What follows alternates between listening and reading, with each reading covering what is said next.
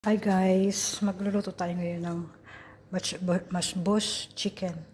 Ito yung mga ingredients niya. Ito, binabad ko na yan sa vinegar and lemon. Tapos ipapry natin yan, papry.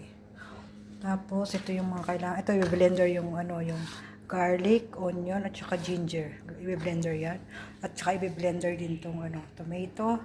Tapos ito yung niya, yung mga ingredients, black pepper, salt, cumin, onion powder, kusbara powder, paprika, and garlic powder. Tapos masala, chicken masala, and tomato paste. Tapos ito yung mga niya, lemon dry, tapos laurel, hell, clove, and cinnamon stick.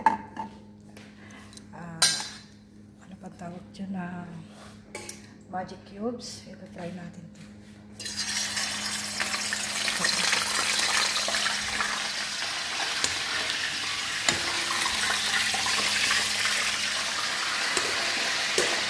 Hindi ko na siya inugasan kasi lemon at saka lang yan para may lasa siya.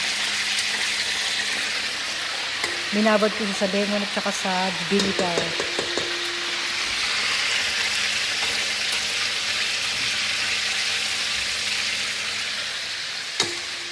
Lemon at vinegar. Prituhin lang natin siya din.